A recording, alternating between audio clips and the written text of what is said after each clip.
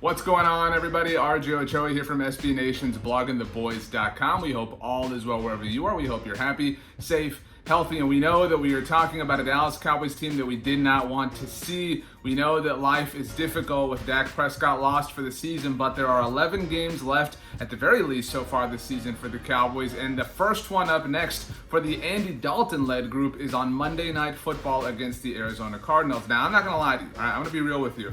It's going to be a lot tougher than we all thought this season. Dak Prescott was playing like one of the best quarterbacks in the NFL. Obviously had a resume that was literally unlike anything we'd ever seen before. And now things are different, to say the least, for the Cowboys. A lot of people expect to see more of Ezekiel Elliott incorporated in the game, more ground and pound, more dominate time possession. And this was a style of football that the Cowboys had kind of gotten away from in a good way, in a purposeful way. But with Andy Dalton in charge now, you have to adjust. And honestly, I'm really excited to watch the Cowboys play the Cardinals because we are going to learn a lot. And I don't think that there's any doubt about that. We are going to learn a lot about Mike McCarthy. We're going to learn a lot about Kellen Moore. We're going to learn a lot about Mike Nolan, about John Fossil, about Jalen Smith, about DeMarcus Lawrence. These are people, not to throw any stones, but people whose contributions or lack thereof have been masked by Dak Prescott. Because when you have an elite quarterback, he can cover up a lot of inefficiencies and deficiencies that you have as a football team. And we know that Dak Prescott was throwing the Cowboys into games, and without him there,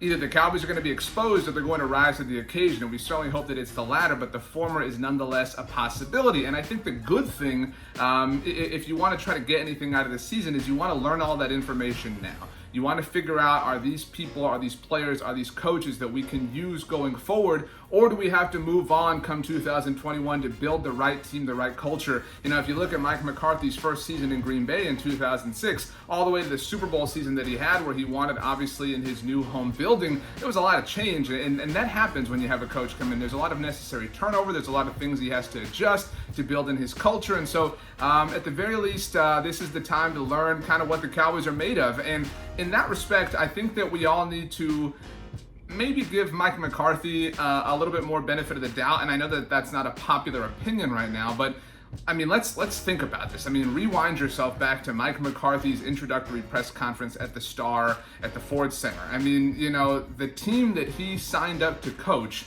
is far from the one that they are going to trot out at AT&T Stadium on Monday night. I mean, at the time when Mike McCarthy had his press conference, when he joked about not watching every single game last year, when he said that Dez caught it, etc., Travis Frederick was the starting center for the Dallas Cowboys. He has since retired. Tyron Smith and Lyle Collins were the team's starting tackles, and obviously they're both gone for the season. Dak Prescott was the starting quarterback, and obviously that is what it is. Leighton Vander Esch has been hurt. Sean Lee has been hurt. The top free agent addition the Cowboys even made in Gerald McCoy literally was lost during the first practice of the year. And so, again, I know that nobody wants to hear this, and I know that it ultimately comes back to Mike McCarthy and that he is the head coach and he has to be the reason that the Cowboys overcome all of these, points of adversity, whatever you want to call them. But that is true. And, if this was, Tyron and Travis and Lyle and Dak and Leighton was out there and the Cowboys were still, 2-3, I think there would be more reason to be concerned.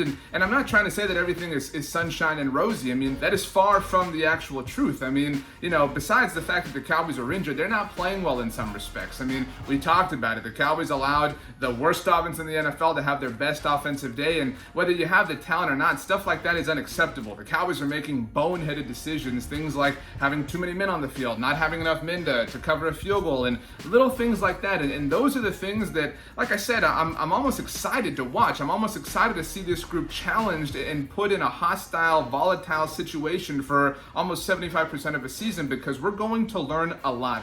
And the information that we gather between now and the end of the season and maybe into the playoffs is really going to be valuable in terms of the long-term future of this team. It's crazy. According to our friends at BetOnline, the Cowboys actually have, even in spite of Dak Prescott's injury, the best odds to win the NFC East. And I know that there are different arguments here. There's Team Tank, and I want a top 5 pick. I want to draft a left tackle. And then there's, team, let's see what we can do. Let's get all this together. Let's get some duct tape and some glue and some some twigs and let's patch this thing and let's go have fun. I kind of fall somewhere in the middle, and I think that that's kind of the best mentality to have. I'm obviously biased in that regard, in that we can learn a lot of valuable things about this team, and if they have success, I think that that's something to build off of. I think you still have obviously a young nucleus that you really have to, now's the time, right? I mean, this is the season for Trayvon Diggs to get all of the experience that he can, for CeeDee Lamb to get all the experience that he can, for players like Neville Gallimore, for Tristan Hill before he got hurt. You get my point. This is the time to groom these young players. For Michael Gallup, even though he's already taken a step, multiple steps, he is already a top receiver in the NFL, for him to cement himself so that you have no doubts about any single thing when Dak Prescott is back, and you make your full ultimate calculated run at winning a Super Bowl, and maybe, because technically it is an option, maybe that happens this year. Who knows? I certainly, I'm feeling optimistic, but not that optimistic.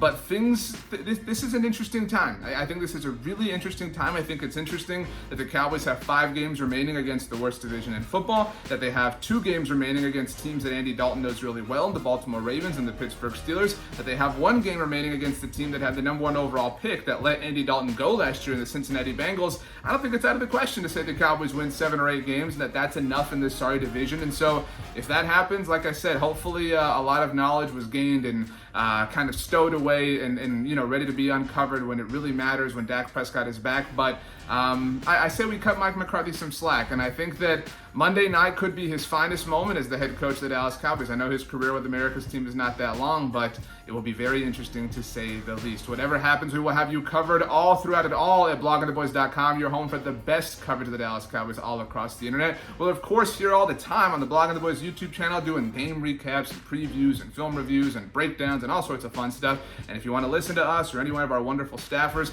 we have a podcast network available for you. That's right. Search for the Blogging the Boys Podcast Network. We are available on all major podcast platforms. We drop an episode about every 12 hours to make sure that you are updated around the clock for all things America's team. So that about does it for our conversation today. I know it's easy to feel down, and I know that those things aren't going away, but let's be as optimistic as we can, because the Cowboys are going to play on Monday Night Football, and that's going to be a lot of fun one way or another. Have a great day. Have the best day ever. You know why? Because you deserve it. We'll see you next time.